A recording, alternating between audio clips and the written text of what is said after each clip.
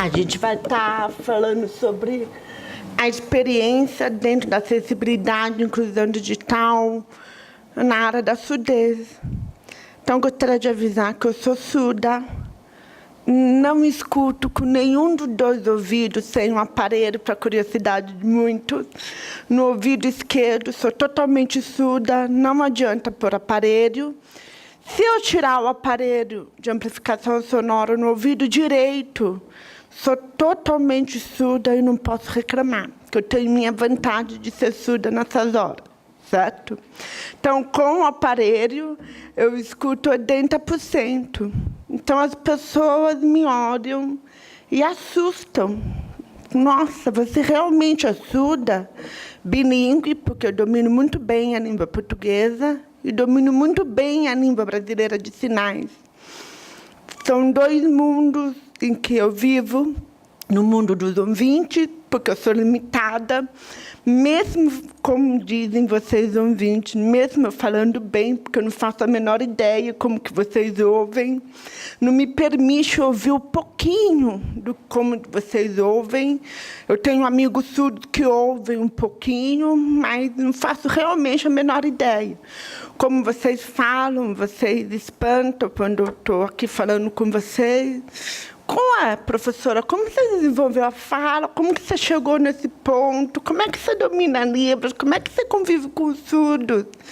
Enfim, gente, no mundo dos ouvintes sou limitada, portanto, por falar, como vocês estão me vendo falar, eu tenho repito, a minha limitação, eu não escuto 100%. Então, quem me conhece sabe, na hora de me chamar, tem que me cutucar, tem que olhar na minha frente. Eu tenho uma intérprete que são meu apoio de alívio, mesmo em Libras, porque na lateral não consigo acompanhar o que está falando, a interferência do microfone é horrível de ouvir, então eu apoio na intérprete. Então, vantagem de estar tendo essa acessibilidade nessas línguas e poder interagir no assunto do que está sendo tratado. Então, peguei meningite quando eu tinha 2 anos de idade, fiquei surda nos 2 ouvidos, podia ter sido uma outra sequela, podia ter ficado cega, podia ter ficado paraplégica, enfim. Mas, no meu caso, eu perdi a surdez. Certo, turma? Para matar a curiosidade de vocês, como que essa surda fala? Como? Porque eu fui realmente educada no oralismo, tá, gente? É uma história muito grande na educação de surdo, e é uma época que o oralismo no estado de São Paulo era muito forte, não se podia nem falar em língua de sinais até então. Então, por trás dessa Tereza, há um trabalho árduo da minha família, há um trabalho árduo de mim mesma, desenvolvendo a fala, desenvolvendo a audição. Nunca frequentei escola especial, nunca tive oportunidade de estar numa comunidade surda de surdo sinalizado, isso é, os surdos que usam a língua de sinais, justamente por causa da minha reabilitação. E hoje a gente está aqui para fazer a nossa parte também na área da surdez. Certo, turma? Então, vamos lá, entrando no nosso mundo um pouco. Vamos lá. Muito bem.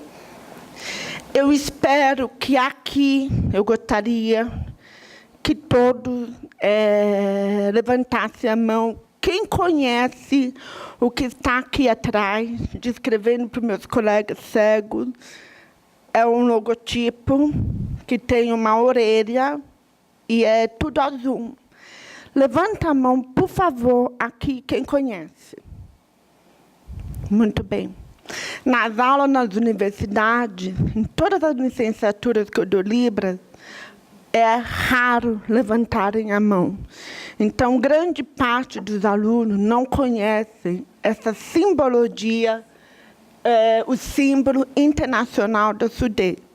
Então, começa por aí, com essa nova acessibilidade, de mostrar para o público, de mostrar para a sociedade que é importante ter esse logotipo, para os surdos saberem do acesso que nós temos, dos intérpretes, enfim, dos atendimentos para a comunidade surda que utiliza a língua de sinais, não só para essa comunidade, como também para aquela comunidade surdo que são oralizados e que muitas vezes a gente precisa de vídeo, filmes ou algum depoimento legendado que facilite a nossa comunicação. Certo, pessoal? Então, é importante ter esse logotipo, seja no carro, no Detran no esporte, seja no turismo, seja até mesmo na palestra. É importante colocar para atrair a comunidade surda. Tá? Muito bem. Nós estamos vendo aqui, eu estou assim de costas, eu preciso acompanhar o meu povo aqui. O IBGE, gente, a gente vê aqui no VAR, tem 5,7 milhões de surdos brasileiros no Brasil. Então, quer dizer, a gente pergunta, onde está a comunidade surda? Então, a gente vê que há um trabalho para se fazer dentro da nossa comunidade. Para isso, vamos conhecer um pouco como que é o nosso mundo. Tá? No caso da acessibilidade em comunidade para pessoas surdas, algumas considerações devem ser feitas a respeito dos diferenciais linguísticos cognitivos encontrados entre pessoas surdas. Então, o que eu quero dizer? Eu quero deixar claro a diferença dos surdos oralizados, como eu, e tem casos de surdos oralizados que falam, mas não conhecem a língua de sinais. Então, a sociedade ela amplifica. Como a língua de sinais está forte hoje em dia, então todo mundo pensa que todos os surdos precisam e devem aprender a língua de sinais. Não. Depende do surdo que eu vou encontrar. Nós temos dentro do mundo surdo vários surdos. Depende de quem são esses surdos que a gente vai estar se encontrando. Também temos os surdos sinalizados. Esse sim. Muitos deles não falam, como eu estou falando, que vocês podem ver, mas utilizam muitíssimo bem a língua brasileira de sinais, que é a sua língua materna. Tudo bem, gente? Isso é muito importante a gente deixar claro. Nós temos também um outro caso de pessoas que são surdas e que necessitam de acessibilidade para compreender melhor o que, às vezes, a legenda, nós vamos ver daqui a pouco, do closed caption, facilita para todos. E temos também uma bronca com a língua portuguesa, por causa da nossa deficiência, a dificuldade de entendermos o português, a dificuldade de ensinar o português para os surdos, justamente o acesso ao português. A nossa língua é complexa, né, gente? Nossa língua é bem complexa. Então, para a comunidade surda que conhece a Libras, realmente entra em choque, mas devem conhecer, precisam conhecer, porque é uma língua majoritária. E também para aqueles surdos que falam a necessidade de falarmos claramente com ele, saber falar de frente, articular bem as palavras, utilizar palavras simples e assim sucessivamente. Tá? Ai, posso ficar em pé? Gente, vocês me dão licença, eu prefiro. Assim eu vou mais depressa na minha apresentação. Por isso, nota que as características pedagógicas e educacionais exigidas por ambos os grupos são diferenciadas. O que eu digo? Eu sou professora de surdos, gente, há 20 anos na rede estadual.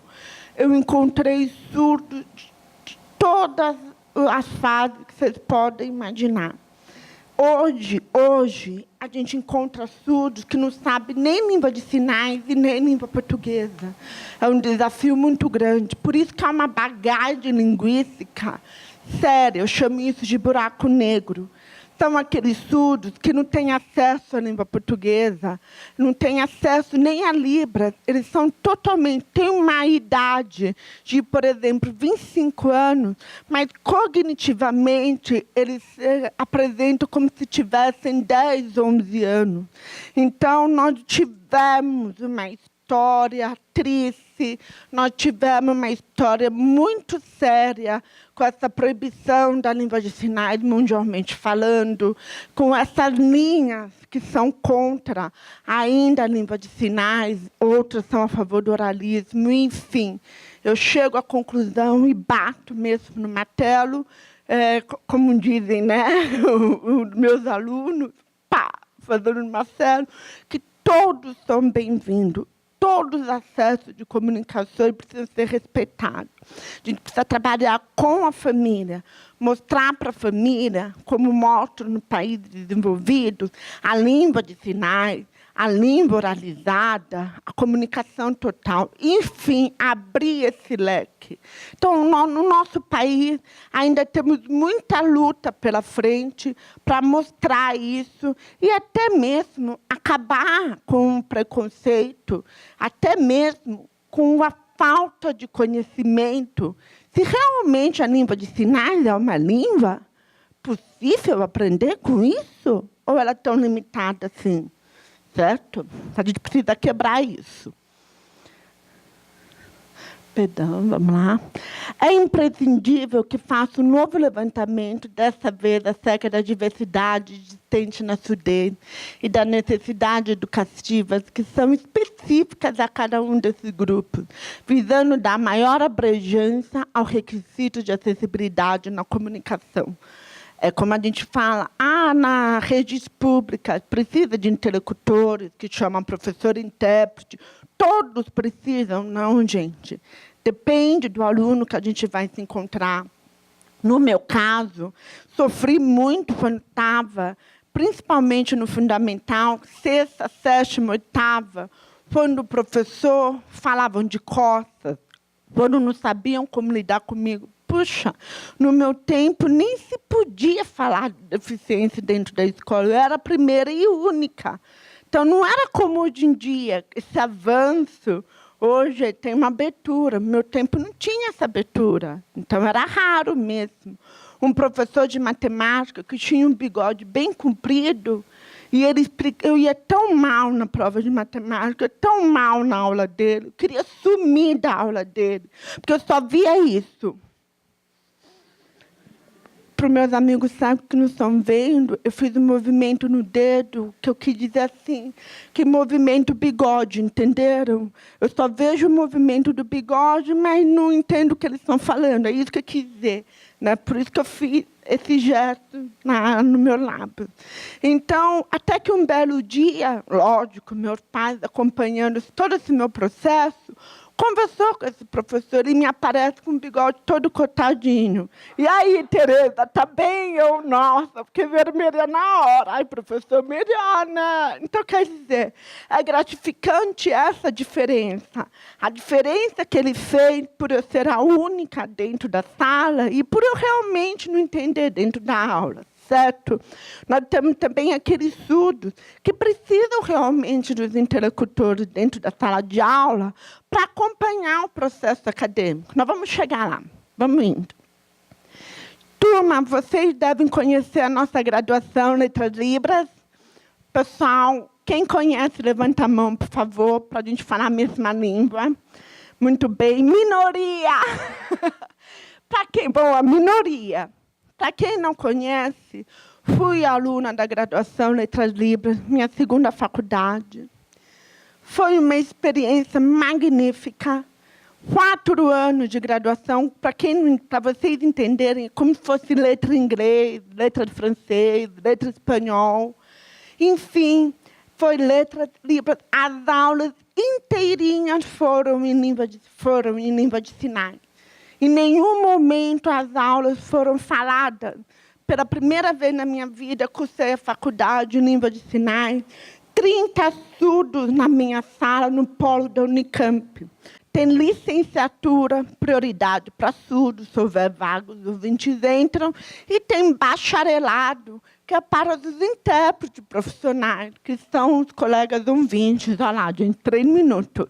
Que são, obrigada, que são os colegas ouvintes. Então, essa graduação, ela trouxe, eu queria mostrar para vocês, uma tecnologia fantástica para a comunidade surda, videoteleconferência, porque a aula em Libras é visual, certo? Com muitas fotografias, as apostilas em língua portuguesa. Os surdos que tinham dificuldade em língua portuguesa, eles tinham acesso no AVA dentro da internet, interpretação de Libras, de cada capítulo da apostila do texto. Então, não tinha essa desculpa que eu não estou entendendo. Então, a gente tinha que saber do conteúdo que estão sendo passados. E, para mim, como mais velha da sala, foi uma emoção muito grande ver os meus amigos crescerem, formarem nessa universidade. E, mais uma vez, a força que a língua de sinal mostra, a importância da escola bilíngue para a criança surda, essa família aceitar, a aprender, para crescer cognitivamente, para a gente trazer os surdos para esse debate, por exemplo, para que eles não chegam nesse debate, não sabem o que está sendo debatido, não conhecem a lei, não sabem do seu direito.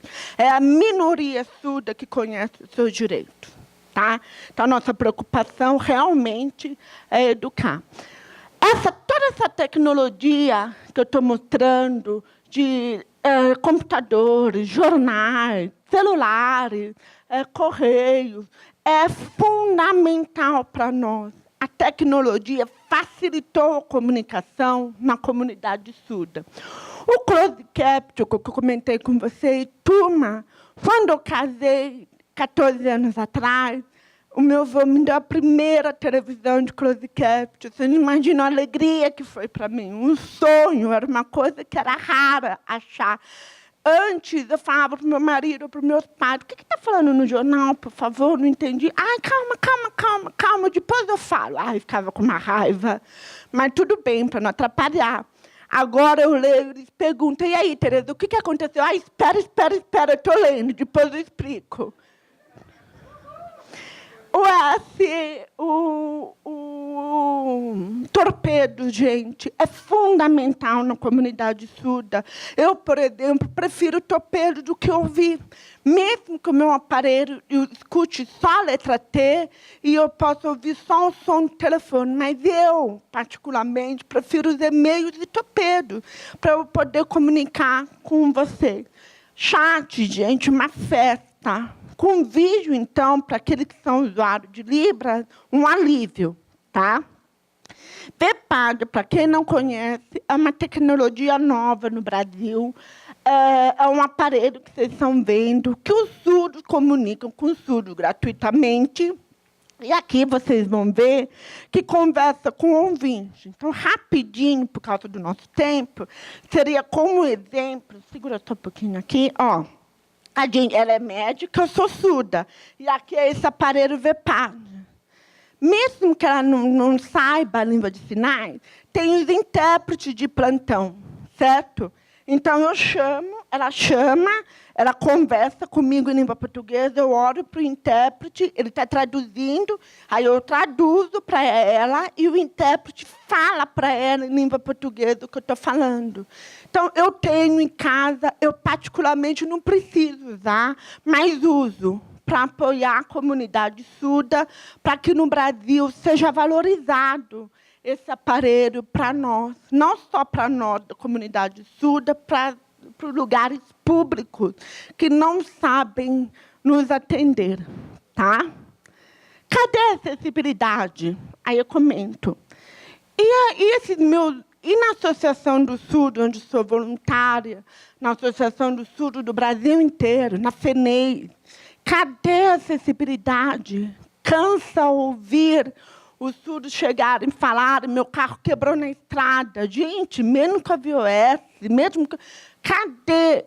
Cadê esse povo para estar ali com a gente e nos atender?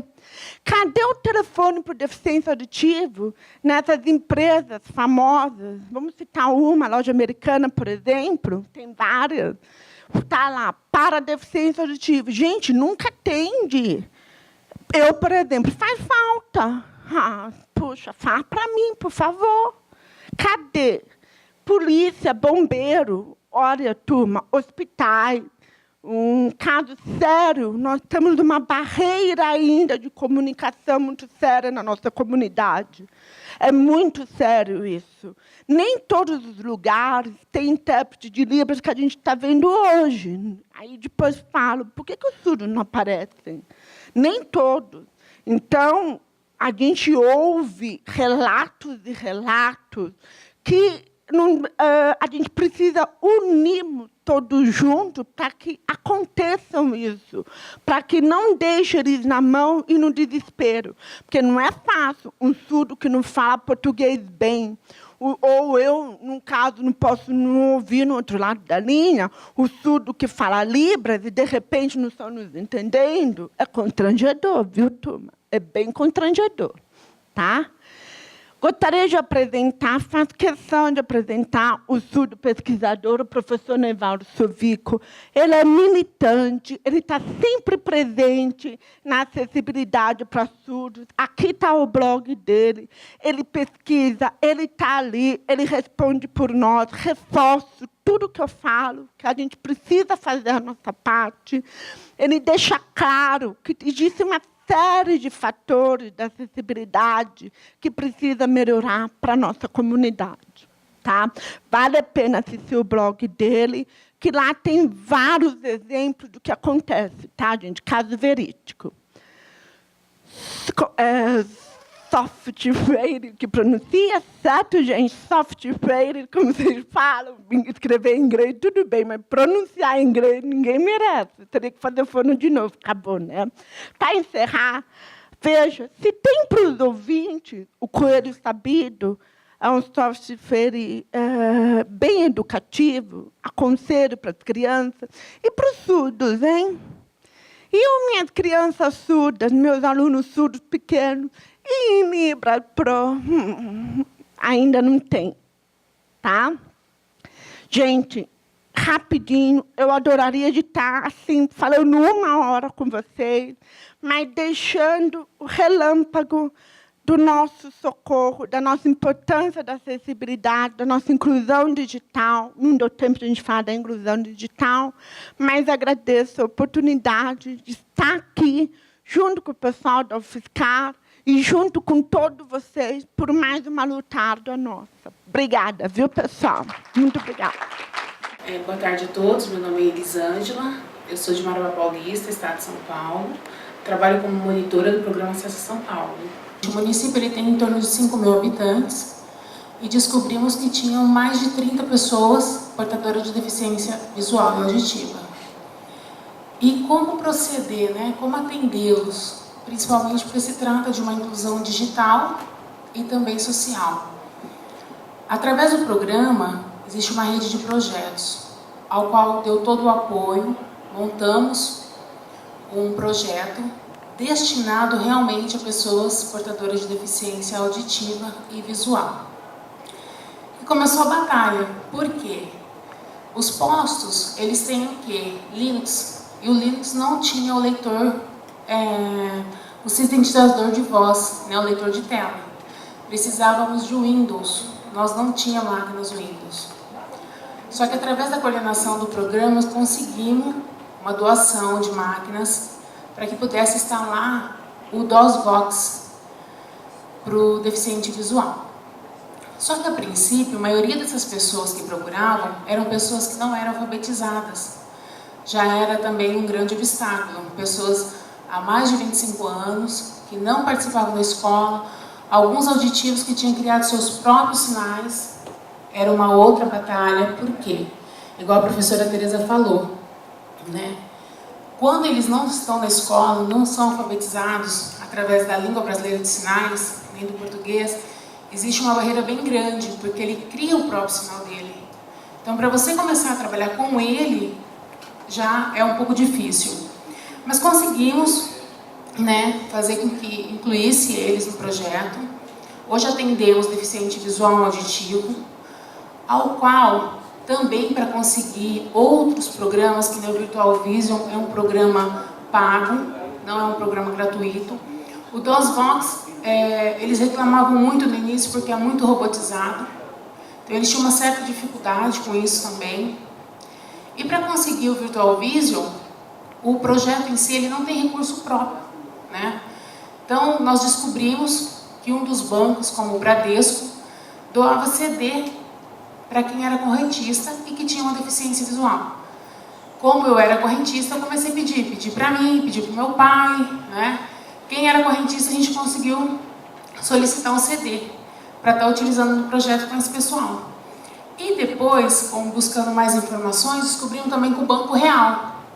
Então o Real fez parceria com a gente, além de mandar livros em braille, ele cedia também o material que era o Virtual Vision. Então a partir daí facilitou, essas pessoas começaram a ser incluídas na sociedade, começaram a sonhar novamente, porque eram pessoas assim, que ficavam muito escondidas em casa com receio de sair. Uma por causa da mobilidade, alguns perderam a visão, foi um processo degenerativo, ao qual eles antes tinham total liberdade para ir onde queriam, e depois mal poderia ir até o portão de sua casa, né? Então tivemos que fazer um trabalho assim, não só com ele, mas com a família, para a família poder em si também aceitar que aquela limitação poderia ser superada de uma certa forma, até que eles conseguiram sair de casa. Hoje eles participam de um projeto, tá? Todas as semanas. Eles têm um apoio na parte de saúde, que é encaminhamento. Inclusive eu tenho um aluno, que ele se chama Paulo, ele é deficiente visual total, só que ele tem relances de claridade, né? E ele, no início, ele teve uma resistência muito grande ao braille. Ele não queria aprender o braille de forma alguma. Só que ele queria aprender informática, queria navegar, queria bater papo. E para isso fez com que ele gostasse do braille. Hoje é uma das melhores pessoas que escrevem a escrita no braille. Digita como ninguém, né? Melhor do que alguém que enxerga.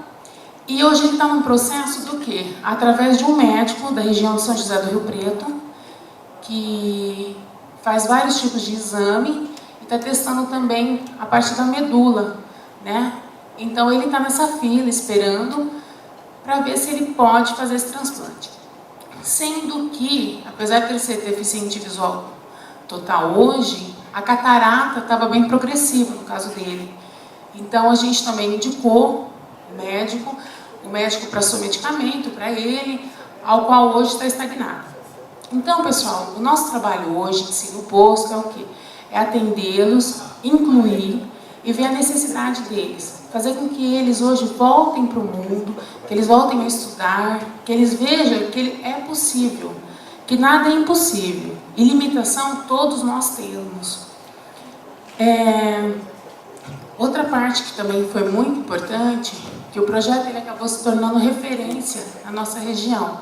A região é muito carente, é o Pontal do Paranapanema, ao qual muitas pessoas em outras cidades têm a deficiência visual, comerciantes, empresários, mas não sabiam utilizar o leitor de voz, nem virtual e nem DOSVox.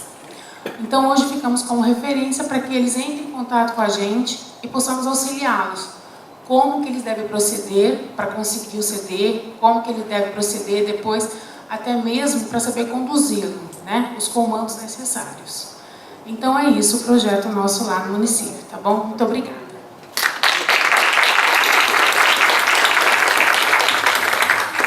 Obrigadão, Elisângela Souza, lá de Marabá Paulista. Moisés, só para você, tá bom? Microfone, tá aí. Cuidado do teu copo. Ok. Boa tarde. Então, senhoras e senhores, mais uma vez. É um prazer estar com vocês, agradecer muitíssimo o convite formulado aqui pela equipe, os contatos que tive com Natália, com Dani, pessoalmente, numa longa conversa. e agora estarmos aqui falando frente a frente, conhecendo outras pessoas, sobre as quais a Natália muitas vezes diz que era importante ampliarmos os contatos, colocarmos em prática diversas ideias para seguirmos avançando no tema da inclusão digital, no tema acessibilidade para as pessoas com deficiência. Como o Denis pediu para eu fazer uma apresentação minha, farei uma breve apresentação. Meu nome é Moisés Bauer, eu estou presidente da Organização Nacional de Cegos do Brasil, também estou presidente da Associação de Cegos do Rio Grande do Sul. Moro em Porto Alegre, sou assessor jurídico do Ministério Público Estadual. Tive a honra de presidir o Conselho Nacional dos Direitos da Pessoa com Deficiência até o mês de fevereiro, período este que, por 2 anos, enquanto estive presidente do Conselho Nacional, assim como estou presidente da Organização Nacional, pude conhecer diversas realidades existentes no nosso país envolvendo as pessoas com deficiência, toda essa limitação que ainda temos para a inclusão digital desse segmento. Dizer que, na minha avaliação, o Brasil ele tem muitos exemplos de políticas públicas a ser ofertado para o mundo, para muitos outros países, e, de igual forma, tem muitos exemplos de carência, de ausência de políticas públicas também que nós devemos nos deter e aprofundar o debate para que nós consigamos suprir essas dificuldades. Nós falamos de um Brasil com 45 milhões de pessoas com deficiência. Nós falamos de um Brasil onde quase 6 milhões de pessoas têm deficiência auditiva, aproximadamente 6 milhões e meio de pessoas têm deficiência visual, entre outras tantas especificidades de deficiência que encontramos nos brasileiros e brasileiras ao longo de nosso extenso país. Nosso Brasil tem uma realidade geográfica, econômica, social muito diferente entre as diversas regiões.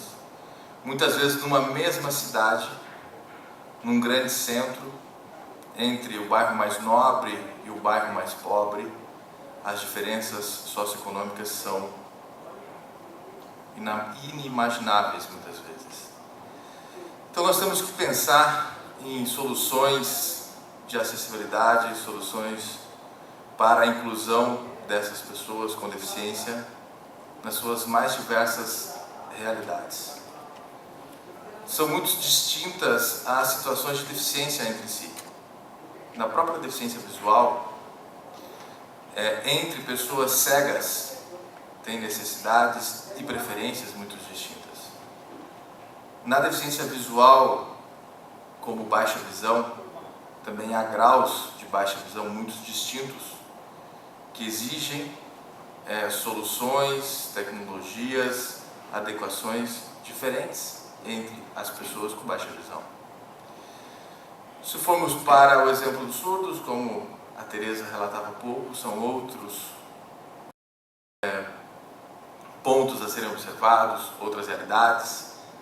Também o debate entre oralismo, entre língua brasileira de sinais, entre escola bilíngue, entre escola inclusiva, enfim, são debates extensos e complexos. Mas eu costumo sempre falar que, ao falarmos do tema acessibilidade, e que está muito ligado ao tema inclusão, porque a acessibilidade, na minha concepção, é um instrumento de concretizarmos e fazermos a inclusão. E ao falarmos de acessibilidade, nós temos uma palavra que tem um sentido muito grande e que, por sinal, tem uma sonoridade muito semelhante, que é a sensibilidade. Quando nós falamos de acessibilidade, de acesso, nós estamos falando de barreiras. E a primeira barreira que nós temos que romper é a barreira atitudinal. Que para rompermos essa barreira atitudinal, precisamos encontrar pessoas sensíveis, pessoas que consigam se colocar no lugar da outra pessoa.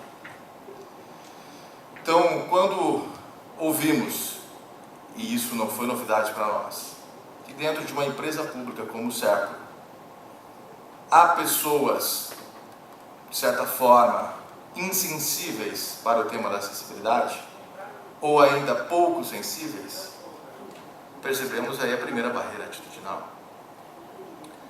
Ao pensarmos que ainda hoje muitos web designers ou desenvolvedores de software pensam numa lógica apenas para si e não para os outros, e não para um número que falei aqui de milhares de pessoas com deficiência que precisam da sua atenção.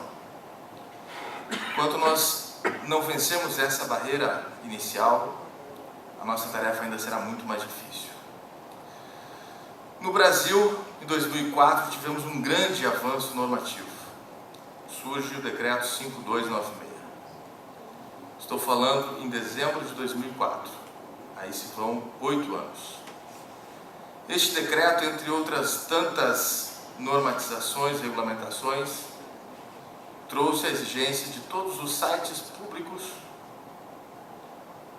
estivessem acessíveis em 24 meses. Passados 8 anos e 4 meses, nós não chegamos ao percentual de 5% desses sites. No Rio Grande do Sul, semana passada, comemoramos o primeiro site plenamente acessível, o Portal da Acessibilidade da Fundação de Articulação de Políticas Públicas para Pessoas com Deficiência, entre 700 no meu estado. Esses números demonstram o quanto temos que avançar. Fiquei muito satisfeito em ouvir hoje o debate sobre software livre, porque aqui nós estamos falando de outra barreira, a barreira econômica, porque cheguei a fazer uma reflexão quanto à acessibilidade, o acessível. Há hoje softwares bastante interessantes, no que diz respeito às ferramentas de acessibilidade, logo acessíveis, tecnicamente falando, porém, financeiramente ou economicamente falando, não são acessíveis à grande maioria dos brasileiros e brasileiras que necessitam desse software. Aí nós temos uma série de ferramentas de software livre que economicamente são muito mais acessíveis, mas que tecnicamente muitas dessas ferramentas não são acessíveis. Então, nós continuamos com problemas de acessibilidade, ou econômica, ser acessível economicamente, ou técnica, ser acessível tecnicamente.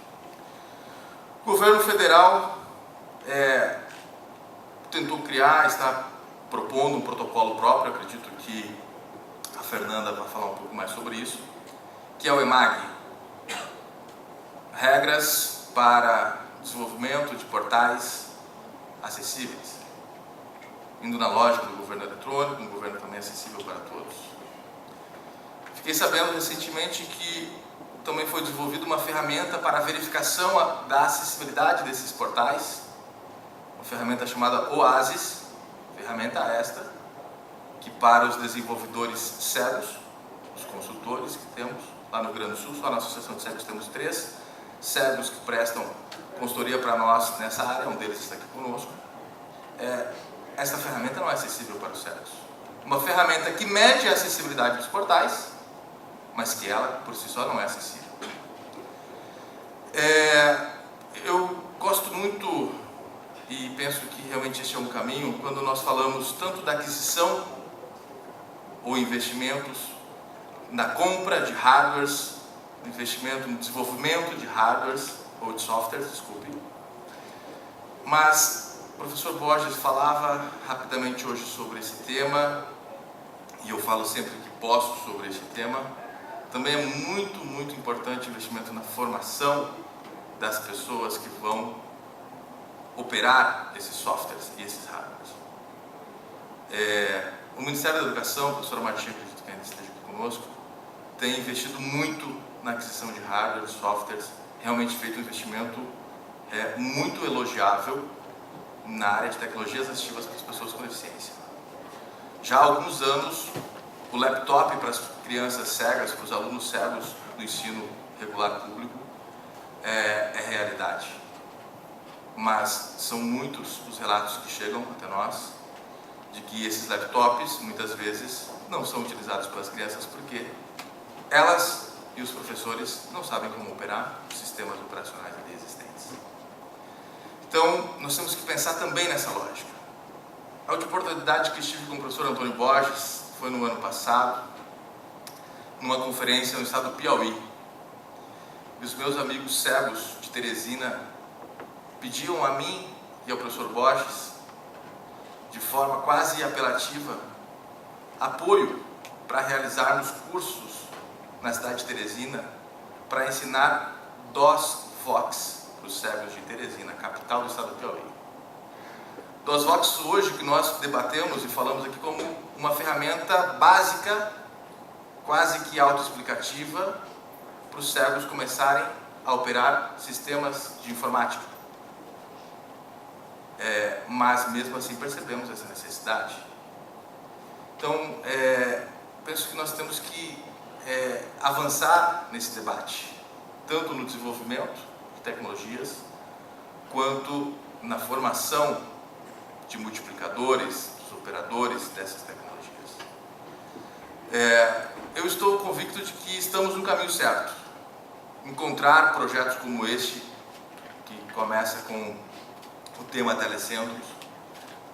Por sinal, cabe registrar aqui com muita satisfação que a Associação de Cegos do Rio Grande do Sul foi contemplada com um telecentro para pessoas com deficiência visual. São iniciativas que indicam realmente já há algum tempo sensibilidade por parte do governo federal, por parte da sociedade brasileira para com este tema. Mas também não tenho dúvida, também estou convicto de igual forma de que precisamos ir muito além, muito além. E acredito muito na construção coletiva, no debate, na construção de grupos de trabalho, de Comitê Gaúcho de Acessibilidade, por exemplo, de fórum de software livre para tratar desse assunto, seminários como este, indicando assim que temos sim pessoas, gestores, militantes, técnicos interessados em promover uma efetiva inclusão das pessoas com deficiência. Quero desde já agradecer pela atenção das senhoras e dos senhores e me colocando à disposição para ser parceiro nesse debate, ser parceiro nessa luta, em meu nome, pela minha militância pessoal e em nome das organizações não governamentais que ora presido. Muito obrigado. Passo a palavra para a Fernanda. É bom não ser a primeira, também não ser a última. Eu geralmente não trago apresentações, essas vezes eu estou acostumando desde a época que ano passado, quando eu apresentei, fiz uma palestra lá no DOS-Vox também, do Encontro DOS-Vox sobre políticas públicas, porque o pessoal vai falando, e aí tu olha assim, cara, isso estava na minha apresentação, eu queria falar sobre isso. Eu concordo com que desculpa que eu sou ruim disso, devo guardar nomes, com a Tereza, que realmente, quando tu está falando de pessoas com deficiência, tu não está falando de uma pessoa, tipo, a torcida do Flamengo, a torcida do Inter, a torcida do Grêmio. Tu não está falando com pessoas com um objetivo ou com características próprias, com a mesma camiseta, uniformizadas, bonitinhas para ir para um lugar. Tu está falando de pessoas tão diferentes quanto a gente mesmo, quanto as outras pessoas. É essa barafunda de pessoas. Nós temos pessoas de todos os tipos, algumas têm algumas deficiências, algumas pessoas não gostam de ler, algumas pessoas adoram ler, eu adoro ler.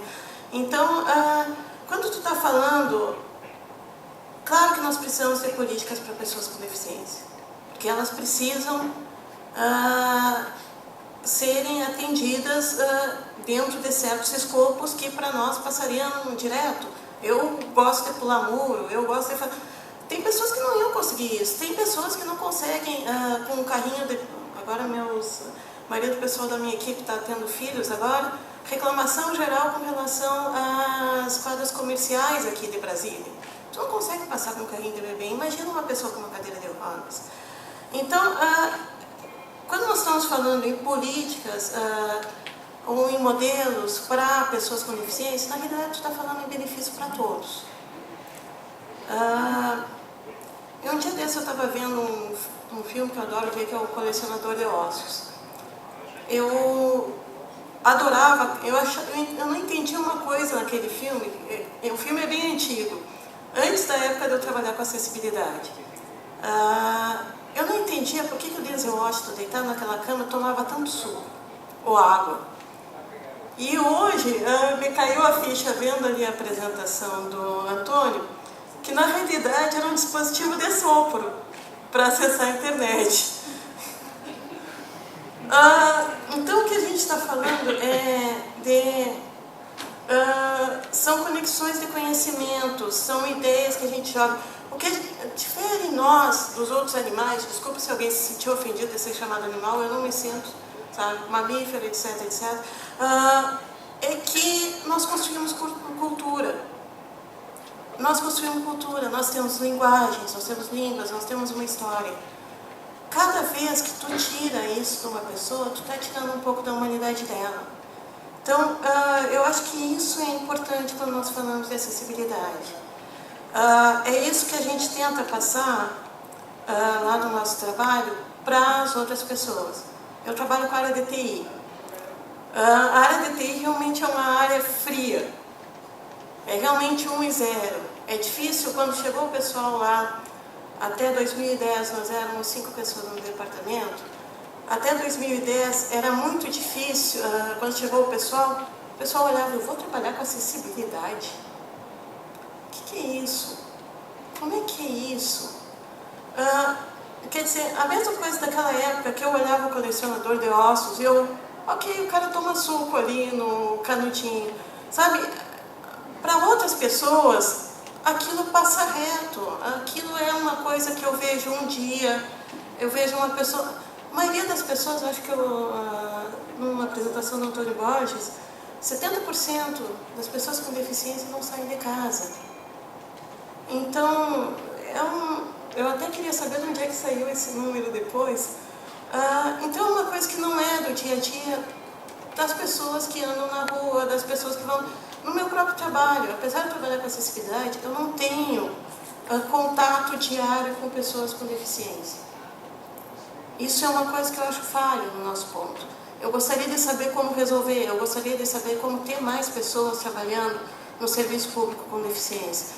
Nós temos alguns números que só 2% dos cargos públicos, na lei de cotas, são atendidos por pessoas com deficiência. No meu posto, onde eu estou hoje em dia, eu não tenho ainda como saber como é que isso se resolve. Eu espero um dia conseguir. Mas voltando, a gente não tem, a maioria das pessoas não tem as pessoas que desenvolvem sites, elas não têm esse conhecimento, elas não têm essa informação. Então, é mais ou menos o trabalho que a gente faz lá no Departamento de Governo Eletrônico. Eu vou agradecer muito ao Denis, para não precisar repetir todo o meu cargo. Da próxima vez que derem um nome no meu cargo, eu vou prestar atenção e vou dizer, faz mais curto, por favor. As pessoas só chegou para mim e eu, tá bom, isso aqui tá bom, tá, deixa eu trabalhar.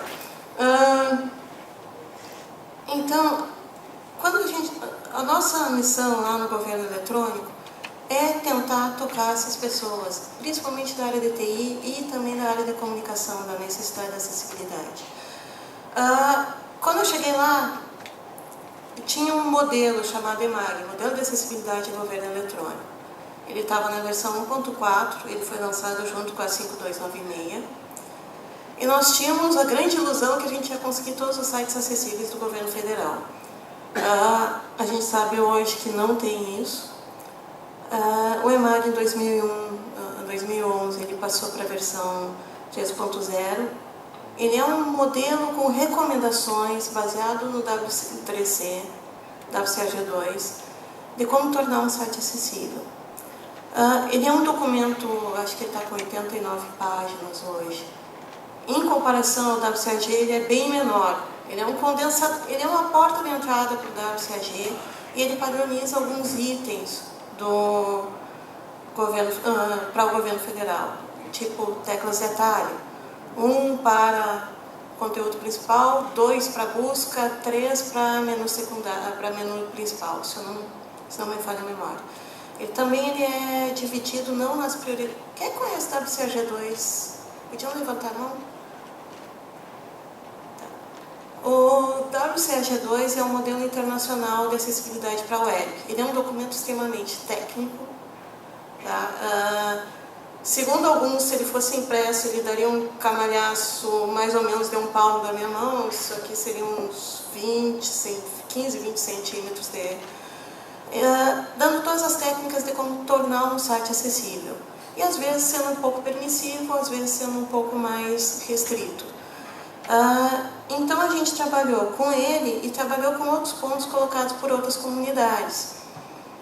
E padronizou alguns itens no governo federal. Não, isso tem que funcionar desse jeito. Pouco tempo. Então, em cima dele, não adianta só tu colocar um modelo com recomendações, ele ser padronizado, está dentro do normativo. Ele tem um normativo que ele é obrigatório para todos, seguir ele é obrigatório para todos os órgãos do governo federal pertencentes ao CISP, que é o Sistema de Informação, Sistema Estruturado de Tecnologia de Informação. Então, assim, nós construímos um arcabouço para ajudar o pessoal a implementar. Primeiro passo, que a gente fez foi construir esse arcabouço. A gente realmente, a primeira coisa que a gente fez foi alguns tutoriais, incluindo também para a área de comunicação. Nós fizemos a primeira versão dos cursos em sistema de EAD, ainda para o EMAG 2. Nós contratamos uma empresa para fazer o OASIS. Realmente a versão 1.2, ela foi nos vendida como acessível. E alguns meses depois da gente ter recebido ela, a gente percebeu que ela não é acessível. A gente recebeu queixas de professores da comunidade Java. Inclusive a gente recebeu apoio deles. E aí a gente lançou a versão 2 do OASIS, junho do ano passado, já com o EMAG 3.0 e o WCAG2, para avaliar os sites e corrigir principalmente na área de acessibilidade visual. Nós temos tido algumas parcerias nesse ponto, com acordos com o IFRS, o acordo com o WTC, que é o Consórcio Internacional de Acessibilidade na Internet. Nós trabalhamos na área de divulgação, então a gente faz palestras, nós temos 10 consultores na área de acessibilidade, a gente treinou essas pessoas, capacitou essas pessoas e conseguiu convencer essas pessoas que são servidoras públicas que realmente a acessibilidade vale a pena, tanto que nenhum deles quer sair nem a pau lá do departamento. A gente teve alguns remanejamentos e o pessoal está lá, não, eu quero ficar aqui, eu acredito nisso. E o pessoal que sai para... Isso aí é legal nesse ponto, que não adianta tu vender uma ideia ou tu colocar uma pessoa trabalhando nisso se a pessoa não compra essa ideia realmente. E volta e meia cai lá na minha caixa de e-mail assim, Fernanda, eu estou com uma dúvida de acessibilidade que eu estou tentando vender no projeto aqui. Então, a gente tem dado muito apoio para esse pessoal que também saiu do departamento. Então, a gente tem esses consultores que trabalham sob demanda eles avaliam os sites do governo federal. Nós trabalhamos também, a gente está começando a treinamento, essa semana semana que vem vai ser feito um treinamento, inclusive em Mato Grosso do Sul, em acessibilidade. A gente vai dar treinamento também de acessibilidade digital aqui, esse em Mato Grosso do Sul, eles pediram e a gente está usando como piloto. Qualquer órgão que queira ter seu sítio avaliado, ou ter uma capacitação, a gente está com uma capacitação de 16 horas de acessibilidade digital, conscientização, palestra de conscientização a gente tem dado, tem feito a divulgação.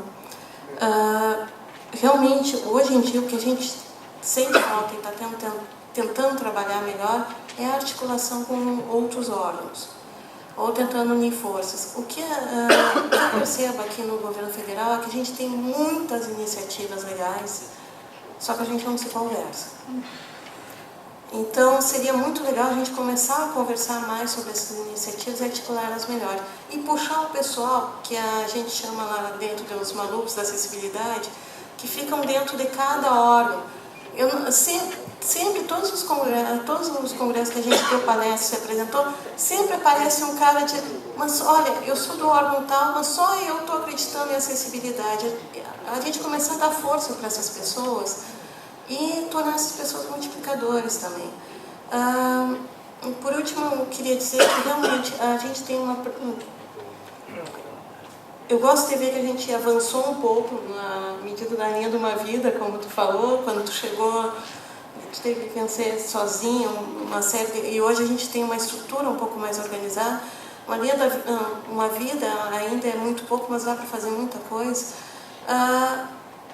E que a gente está finalmente conseguindo chegar a se preocupar, dizendo assim, ok, em caso de tecnologia, o segmento das pessoas cegas está mais ou menos atendido. Nós temos leitores de tela, a gente fez uma avaliação, nós temos leitores de tela que atendem, ok, não é perfeito, mas atende. Temos coisas para pessoas com restrição de movimento que, ok, não é perfeito, mas estão atendidos. Agora a gente está começando a se preocupar mais com a comunidade surda também. Só que, se alguém notou, viu que eu estava anotando o tempo inteirinho. A gente não tem tanta entrada. Infelizmente, eu não sei Libras. Assim, um dia desse eu vi... ontem eu fui de metrô lá para Samambaia e tinha algumas pessoas surdas conversando entre si ali. E eu fiquei olhando, assim, eu estava olhando ela, inclusive, tentando pegar alguma coisa. E eu estava tentando entender o que elas estavam falando. Possivelmente estavam falando mal do chefe, porque elas estavam tudo uniformizadas, com a mesma roupa, e falando assim que... E aí eu acho que estão falando mal, eu gostaria de estar sabendo. E realmente, a gente já teve alguns encontros com pessoas surdas, e é meio frustrante tu conversar falando com a pessoa e ver que a pessoa está olhando ali e tu não poder falar no olho da pessoa falando. Então, é uma coisa que a gente está pensando ainda em melhorar, e qualquer ajuda que a gente puder ter nesse sentido. Eu falo muito em construir pontes, porque a gente é poucos, às vezes fica se espinafrando ainda por cima. Então, eu acho que a gente tem que construir pontes.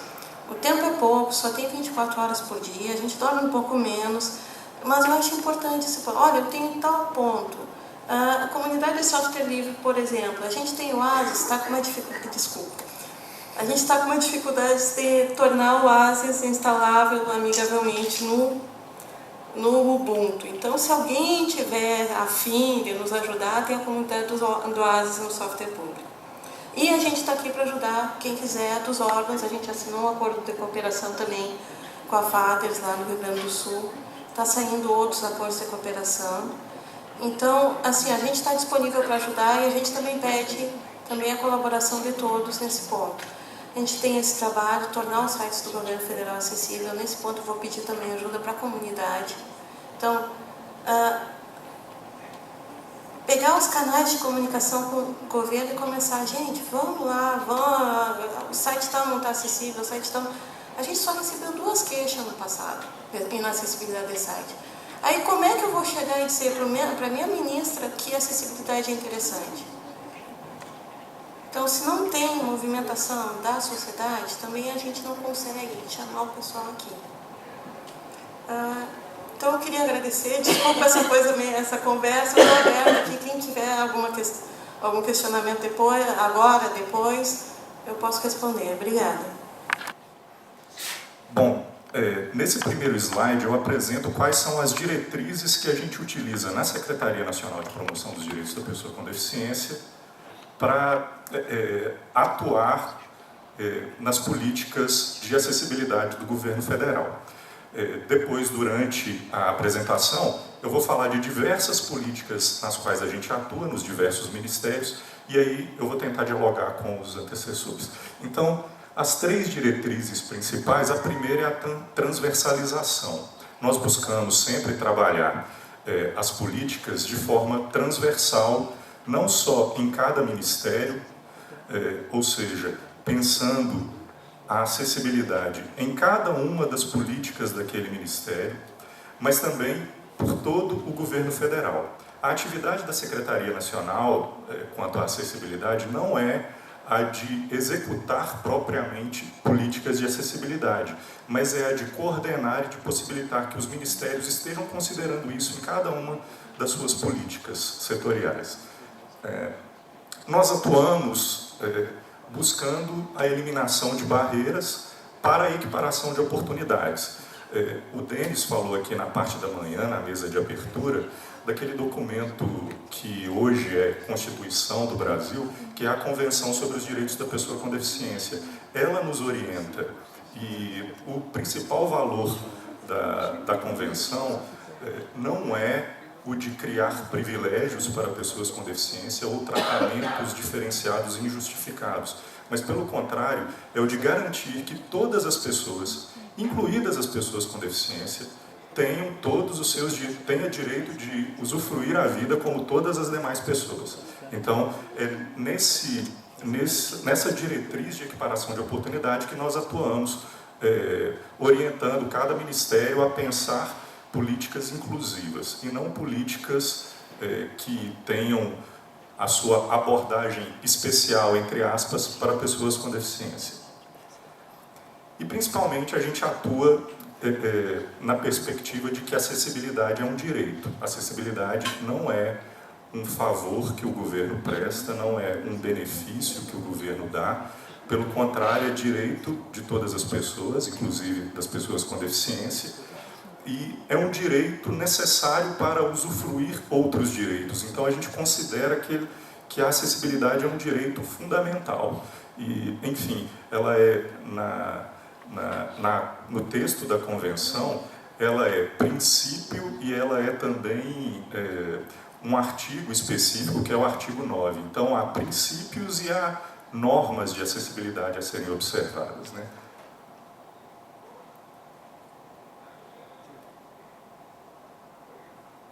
Quanto às atividades que a gente executa propriamente, eu as agrupei em 3 grupos, né? As primeiras são relacionadas ao Plano Viver Sem Limite, que todos aqui já devem conhecer, é o Plano Nacional dos Direitos da Pessoa com Deficiência, lançado em novembro de 2011, que agrupa ações de 15 ministérios do governo federal e que até 2014 tem um investimento estimado em 7,6 bilhões de reais em ações em 4 eixos, para a efetivação da Convenção dos Direitos da Pessoa com Deficiência.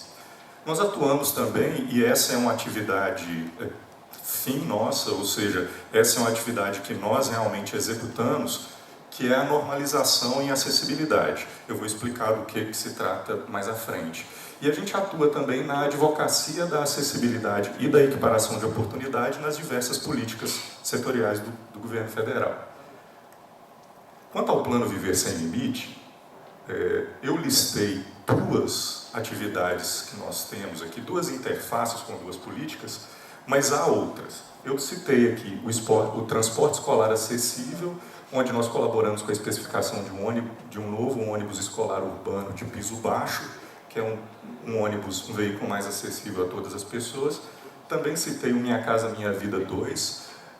No Minha Casa Minha Vida 2, cada uma das unidades habitacionais tem o que a gente chama de desenho universal. São aquelas casas que permitem, em qualquer cômodo, o giro da cadeira de rodas, elas têm portas mais largas. Então, isso não é característica da casa que um beneficiário com deficiência recebe. É característica de todas as casas, porque a gente acredita que durante o ciclo de vida daquele produto, que é a unidade habitacional, os beneficiários, as pessoas que moram lá dentro, vão eventualmente envelhecer, vão eventualmente precisar de uma cadeira de rodas, e assim aquela casa já está preparada para todo o ciclo de vida dos seus moradores, né? E há, para aquelas casas em que o beneficiário é uma pessoa com deficiência, kits adaptação baseado nas especificidades de cada uma das deficiências. Então, há kits para pessoa surda, para pessoa cega e assim por diante. Mas além desses que eu citei, há pelo menos 2 ações do Plano Viver Sem Limite que eu gostaria de lembrar também. A primeira é a Central de Intérpretes de Libras. Esse ano nós já foram entregues 37 centrais de interpretação de Libras, que, em parceria com os governos estaduais, servirão para fornecer acesso às pessoas surdas aos serviços públicos locais. Então, são 37 centrais em 25 estados da federação que já aderiram ao Plano Viver Sem Limite. Mais detalhes a gente pode dar pessoalmente. E uma outra política que até já foi citada são os kits de salas de recursos multifuncionais. Até 2014 serão pelo menos, se eu não me engano, 42 mil escolas que já terão recebido kits de recursos multifuncionais, e dentro desse kit pelo menos 2 computadores com todos os recursos de acessibilidade ali instalados e disponíveis, né? Quanto à normalização, nós atuamos na relação com o Inmetro e com a ABNT para que a gente tenha normas de acessibilidade padronizadas para todo o Brasil. Então eu cito ali transporte aéreo, rodoviário, metroviário, as novas normas que são necessárias para a fabricação de ônibus rodoviário, totens de autoatendimento. Já existe uma normalização para o autoatendimento bancário, mas, por exemplo, para o autoatendimento naqueles totens de check-in ainda não existe, então é algo que a gente já solicitou para a ABNT a normalização. E nós participamos também em comitês de estudo específicos. Então, eu cito ali mapas táteis, cadeiras de rodas, pessoas da nossa equipe contribuem tecnicamente com essas discussões quando elas ocorrem no âmbito da ABNT. E aqui a nossa principal atividade quanto às políticas públicas propriamente, né? Que é a advocacia, o que eu estou chamando de advocacia, advocacy, ou a defesa da acessibilidade, a promoção da acessibilidade nas políticas públicas. São as mais diversas políticas nas quais a gente atua. Eu não estou sendo exaustivo aqui, mas eu tentei ilustrar por tópico, por ministério, no espírito daquilo que a Fernanda disse, que é necessário dialogar, é necessário conhecer o que está disponível nos diversos ministérios sobre acessibilidade. A gente atua nisso e eu acho que é um retorno muito importante isso que a Fernanda deu, de que não basta eu estar aqui falando para vocês de tudo o que se faz. É importante colocar esse povo para conversar, né? Para ver se a gente ganha sinergias, às vezes economias de escala, enfim, é uma sugestão que a gente leva para casa. Então, passando ponto a ponto, né? Nós estamos preocupados com a acessibilidade em grandes eventos. Nós participamos de um GT de acessibilidade nos Jogos Rio 2016. Esse GT já produziu um caderno de orientações técnicas sobre acessibilidade na comunicação, acessibilidade no meio físico, enfim, nas mais diversas áreas, para orientar todos os projetos e todas as obras dos Jogos Rio 2016. Isso é muito importante de ser feito nesse momento, porque quando a acessibilidade é pensada desde a concepção dos produtos e dos serviços, o resultado é muito mais acessível e o custo é muito menor. Os Jogos Olímpicos e Paralímpicos de Londres fizeram uma estimativa, eles gastaram 0,5% a mais do que gastariam se não tivessem nenhuma consideração de acessibilidade. Se isso fosse introduzido depois da conclusão das obras e dos produtos, eles iam gastar 7% a mais. E aí, 0,5% comparando com 7%, 14 vezes mais do que eles gastaram, considerando desde o início. Ok. Nós temos também que considerar a acessibilidade nas eleições, a acessibilidade nos órgãos públicos propriamente, né, no espaço físico e no atendimento ao público. E a partir de agora eu vou ter que correr um pouco porque a plaquinha de 3 minutos subiu. E eu definitivamente não vou conseguir chegar até o fim da apresentação, mas todos aqueles que desejarem, eu estou aqui até o final, posso passar isso por e-mail para quem me pedir prontamente. Eu falo aqui das nossas interfaces com o Ministério das Cidades, no Denatran, nas questões de mobilidade urbana, na acessibilidade de programas urbanos, na habitação de interesse social, que eu já citei. Eu vou passar mais rápido, procurando aquelas relacionadas à comunicação. No Ministério da Cultura, nós temos discussões para a montagem de um GT interministerial sobre acessibilidade em todas as políticas e produtos da cultura. Existe um processo do Ministério Público Federal que questiona o Ministério da Cultura sobre a acessibilidade nos filmes nacionais e nos demais projetos culturais com patrocínios públicos. O diálogo com o MINC teve algumas rupturas, mas nós estamos retomando esse diálogo e em breve a gente espera ter novidades quanto a esse assunto. Uma delas, vocês já devem ter visto, o MINC está patrocinando uma especialização em acessibilidade cultural, que vai ser dada pela Universidade Federal do Rio de Janeiro. No mês de abril vai ser o lançamento dessa especialização, e com um seminário que vai ocorrer na Biblioteca Nacional. Se vocês entrarem no site da Secretaria, pessoacondeficiência.gov.br, vocês vão encontrar, inclusive, informações de como, eventualmente, ainda se inscrever, se ainda houver vagas para essa especialização. Aqui no Ministério das Comunicações, nós dialogamos muito sobre o tempo de audiodescrição na TV e sobre a questão das legendas ocultas e de janela de libras, enfim, os recursos de acessibilidade, principalmente para a TV aberta, né? Neste ano, nós temos um aumento do tempo de audiodescrição na TV. A partir de julho, o tempo atual, que é a exigência que é de 2 horas semanais, vai passar para 4 horas.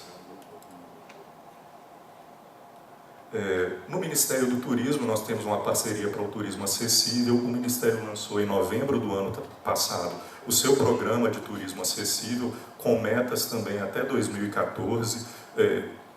No site do Ministério do Turismo vocês terão mais informações e apresentações sobre o programa de turismo acessível.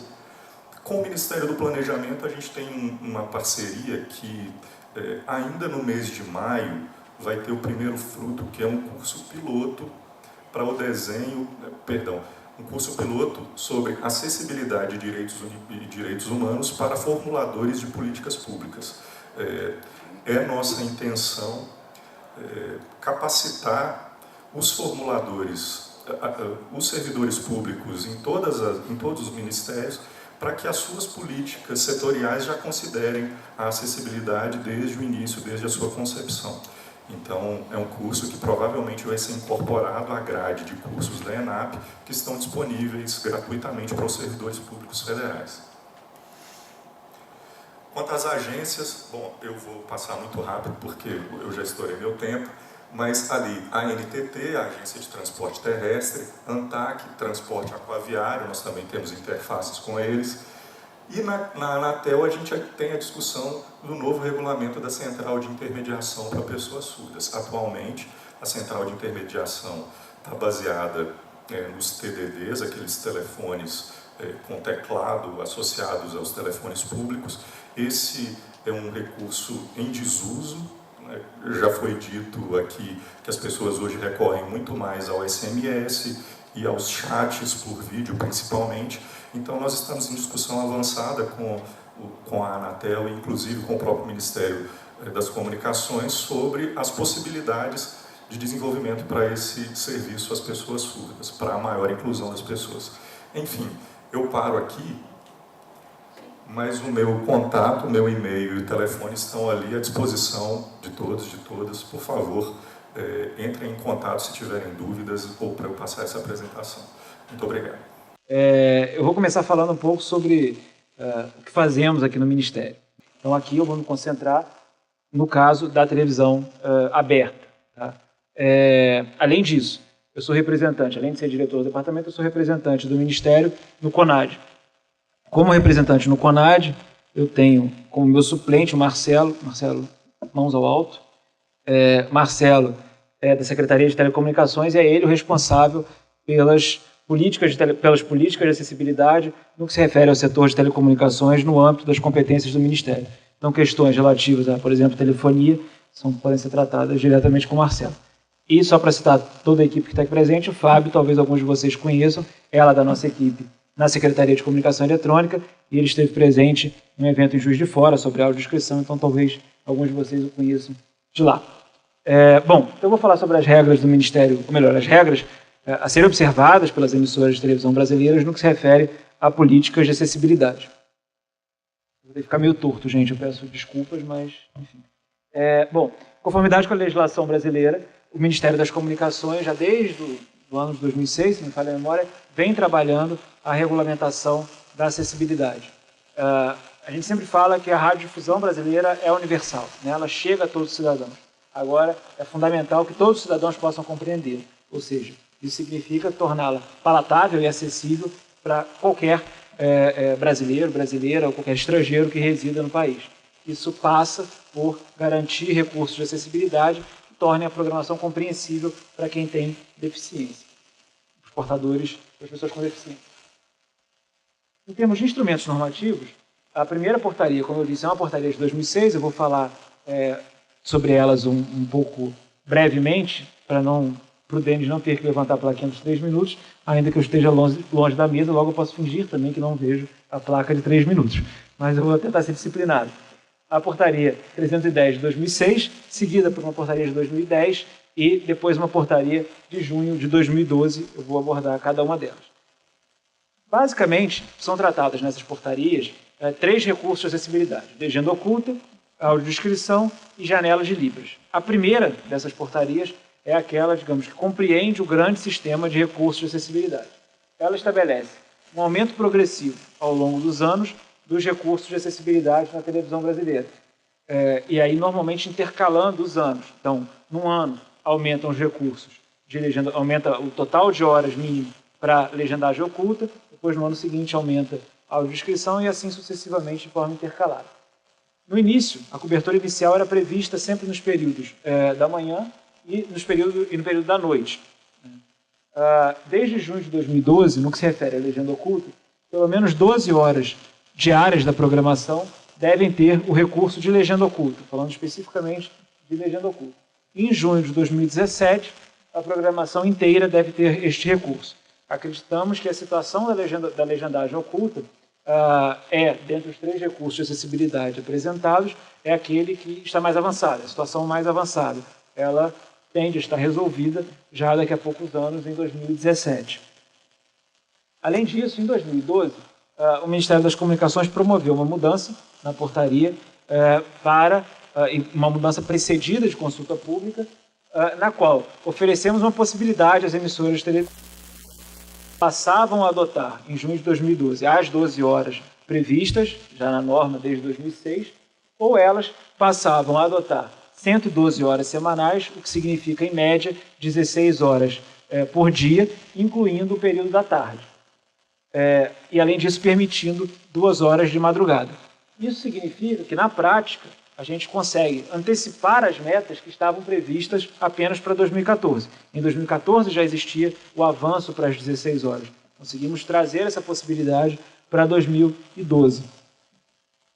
E aí, em contrapartida, as emissoras ganham o período da tarde e ganham a possibilidade de 2 horas de madrugada. Mas o fato é que, no total, nesse cenário, conseguimos ampliar para as 16 horas, que seria a meta de 2014. No que se refere à audiodescrição, e essa sim é uma política, ou melhor, é um recurso no qual ainda é preciso avançar muito, também é previsto um aumento progressivo, de forma intercalada ao longo dos anos. A partir de julho de 2013, conforme dito pelo Sérgio, a cota mínima, ou o total mínimo de horas de programação com esse recurso passa a ser de 4 horas por semana.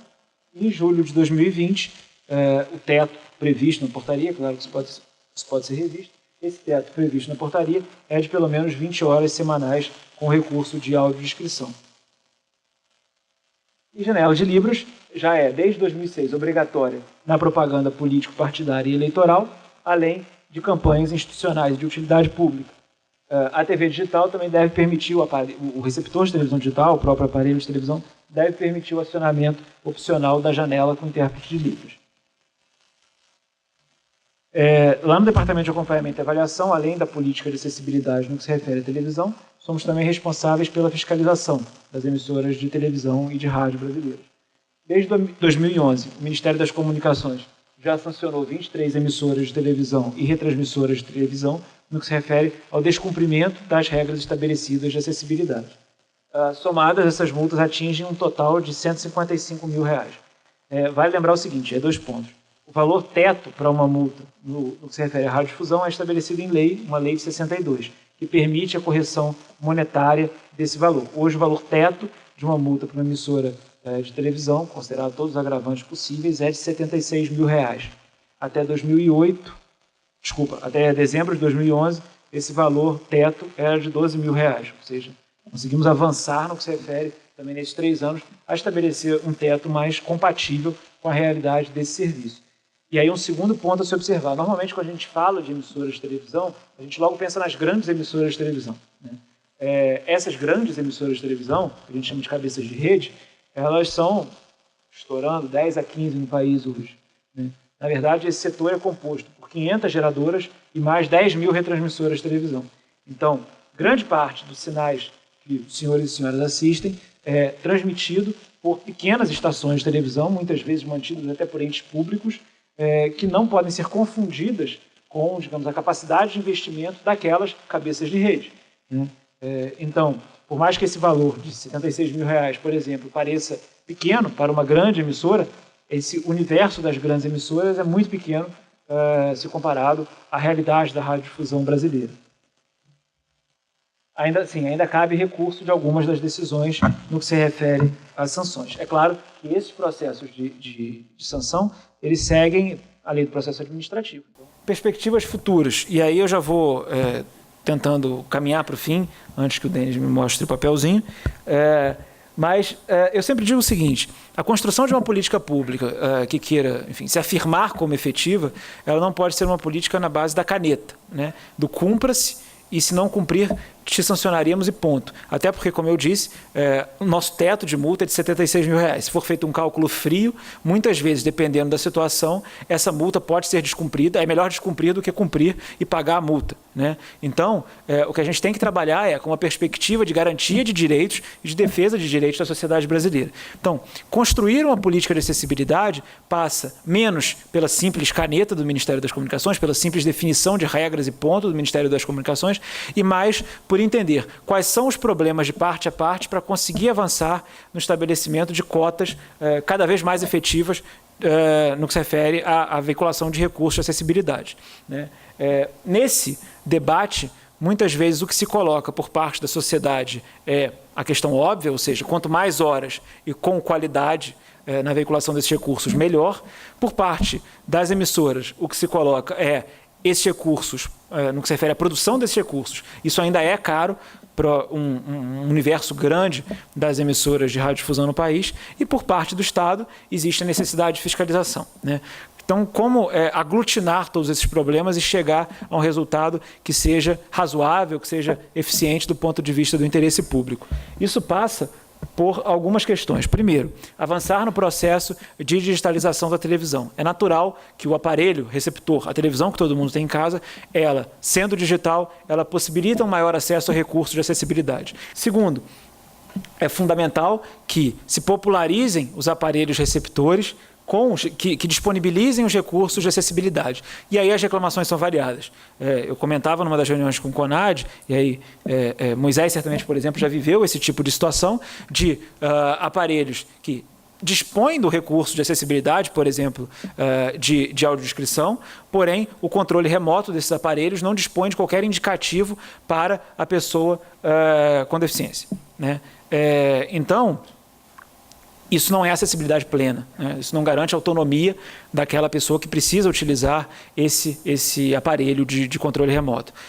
Além disso, esse digamos, um problema sentido por todo mundo que está na ponta. Agora tem aqueles problemas, digamos, mais ocultos, que é o fato do aparelho de televisão sequer dispor do recurso, né? Por mais que o interessado queira ter acesso àquele recurso, muitas vezes esse recurso não está disponível no aparelho. Então, cada vez mais é importante que tenhamos aparelhos de televisão sendo produzidos no Brasil com esses recursos de acessibilidade. Para isso, a própria ABNT promoveu ou está promovendo a revisão da sua norma no que se refere a esses aparelhos. A SDH contribuiu, participou dessa discussão, né? Então, isso também é uma política na qual temos avançado no cenário brasileiro. Terceiro, precisamos capacitar profissionais para a produção de recursos com acessibilidade. As emissoras sempre argumentam que esse problema do custo deriva do fato de existir poucos fornecedores desses recursos, ou seja, poucas pessoas estariam aptas a produzir esses recursos de acessibilidade, principalmente no interior do país.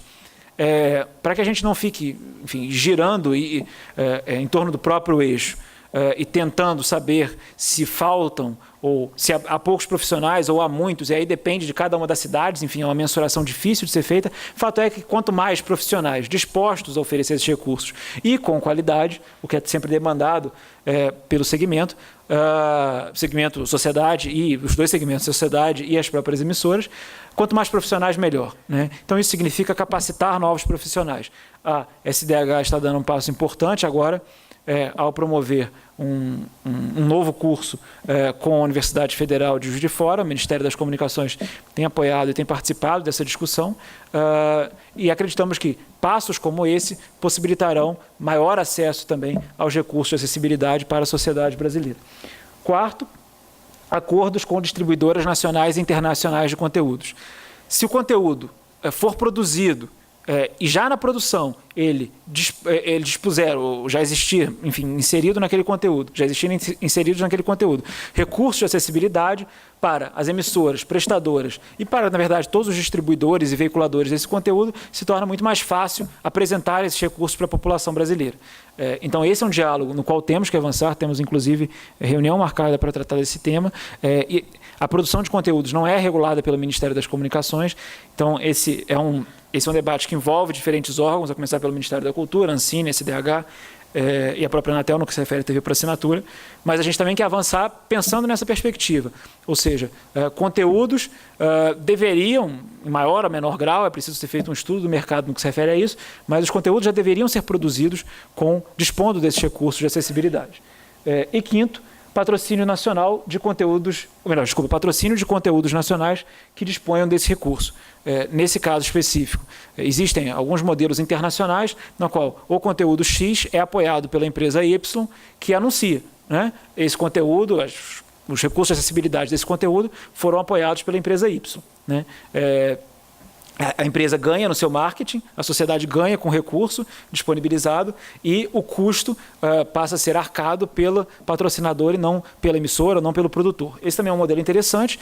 O Ministério e a SDH têm começado uma discussão no âmbito do governo nesse sentido, para ver qual seria o interesse das diferentes empresas de apoiar produtos com acessibilidade, apoiar recursos com acessibilidade, apoiar recursos de acessibilidade em conteúdos audiovisuais. Então, esse também é um debate que tem que ser seguido. Algumas considerações finais e breves. Primeiro, ampliação dos recursos de acessibilidade na TV dependem de entendimento, ela depende, na verdade, a ampliação depende, do desenvolvimento de um sistema complexo que envolve sociedade, Estado, emissoras, produtores de conteúdo, enfim, os mais diferentes elos dessa cadeia produtiva. Eu noto,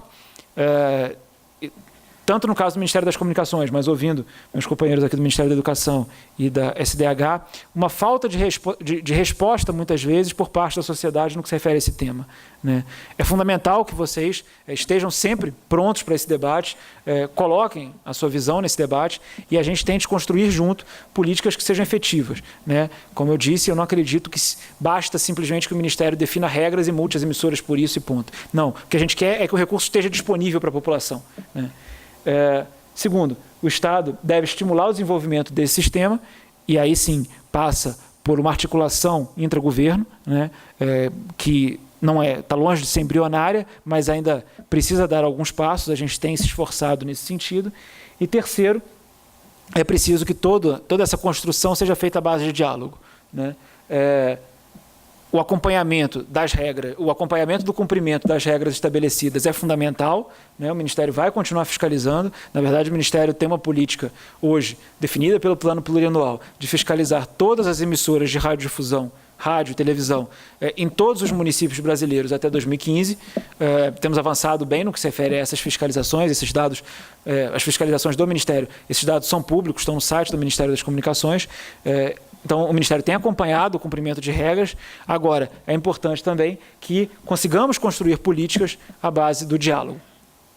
São essas considerações. Obrigado.